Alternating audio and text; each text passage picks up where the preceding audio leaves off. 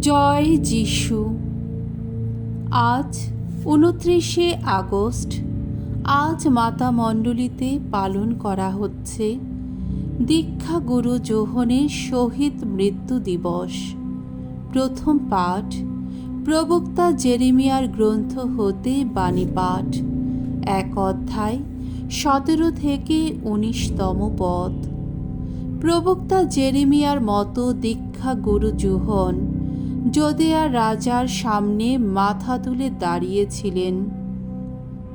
রাজা যোশিয়ার আমলে আমার প্রতি উচ্চারিত হল ভগবানের এই বাণী, এবার কোমর বেঁধে দাঁড়িয়ে ওঠো তুমি।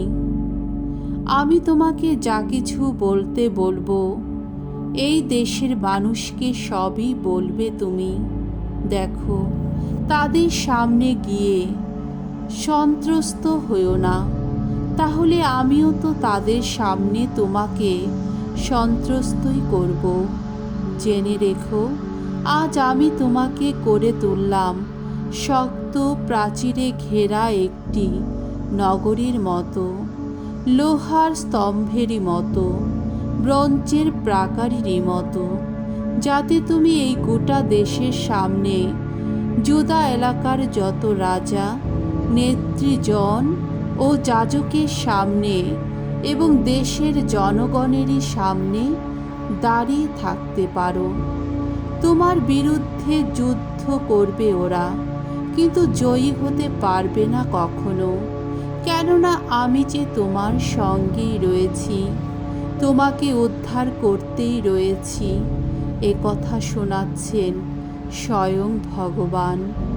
প্রভুর বাণী। ঈশ্বরকে ধন্যবাদ। শাম সঙ্গীত ৭১ অধ্যায় ১ থেকে ৬ পদ, ১৫ পদ এবং ১৭ পদ। ধূপ। চিরদিন আমি গাইব তোমার ত্রাণ কর্মের বাণী। ভগবান, তোমারই তো নিয়েছি শরণ। দেখো, আমি যেন লজ্জায় না পড়ি কোনো দিন। তুমি যে ধর্মময়, উদ্ধার করো, বিপদ থেকে মুক্ত করো আমায়। শুনো ওগো, কান পেতে শুনো, আমায় রক্ষা করো। ওগো, আজ হও তুমি শৈলাশ্রয় আমার, হও প্রতিক্ষণেরই আশ্রয়। তুমি তো আমাকে রক্ষা করবে বলেই স্থির করে রেখেছ। আমার শক্তি শৈল, আমার দুর্গ যে তুমি। ঈশ্বর আমার, দুর্জনের হাত থেকে আমাকে উদ্ধার করো তুমি। ওগো প্রভু, তুমি তো আমার আশা। ওগো ভগবান, যৌবন থেকে আমার ভরসা তুমি। জন্ম থেকে নির্ভর করেছি আমি তোমারই ওপর। মাতৃগর্ভ থেকে তুমি তো পালক আমার। কত ধর্মময় তুমি আমার কণ্ঠ। ওগো, সেই কথা বলে যাবে সারাদিন ধরে, বলে যাবে বারবার তোমার সেই ত্রাণ কর্মের কথা। হে ঈশ্বর, তুমি তো আমার সেই যৌবন থেকে দীক্ষিত করেছ আমায়। আজও আমি সকলকে জানিয়ে যাই তোমার অপূর্ব যত কীর্তির কাহিনী। বাণী বন্দনা। জয় জয় প্রভুর জয়। ধর্ম পালনে নির্যাতিত যারা, ধন্য তারা, ধন্য। স্বর্গ রাজ্য তাদেরই, আহা তাদেরই। জয় জয় প্রভুর জয়। মঙ্গল সমাচার। মার্ক রচিত মঙ্গল সমাচার ৬ অধ্যায় ১৭ থেকে ২৯তম পদ। দীক্ষাগুরু যোহনের মৃত্যু কাহিনী।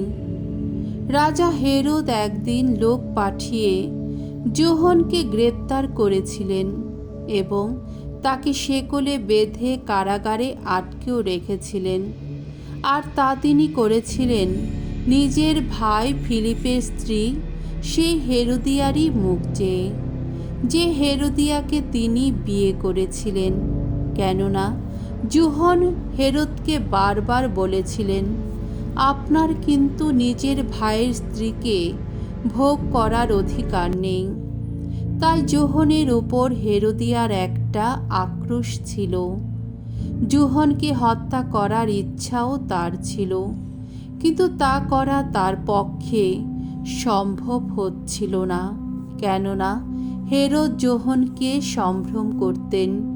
তিনি তো ভালোভাবেই জানতেন যে যোহন একজন ধার্মিক পুণ্যাত্মা মানুষ, আর তাই তিনি নজর রাখতেন তার যেন কোনো বিপদ না হয়।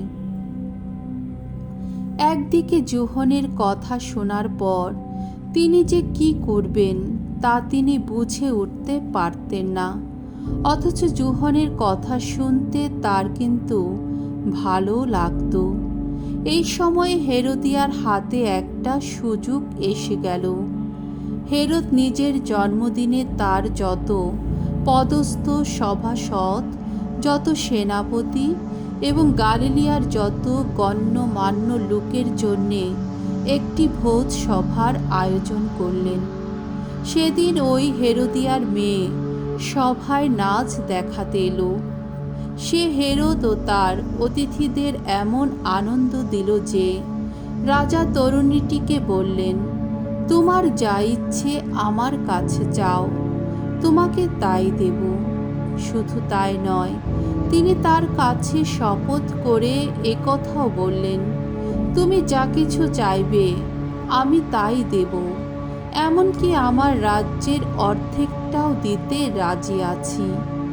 মেয়েটি তখন একবার বাইরে গিয়ে তার মাকে জিজ্ঞেস করল, বলো কি চাইবো আমি?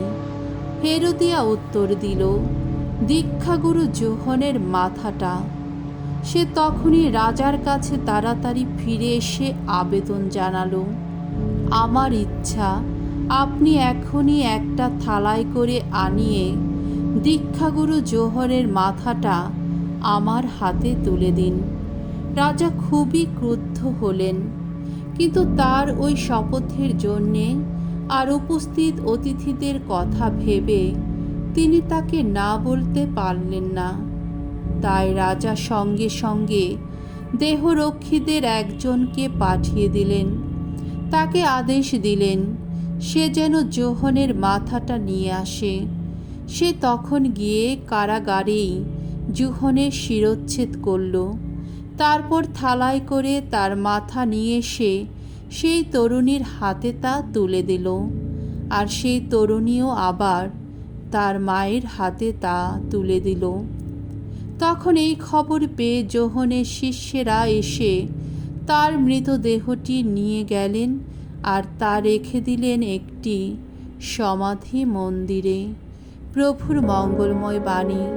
খ্রিস্ট প্রভু তোমার প্রশংসা হোক।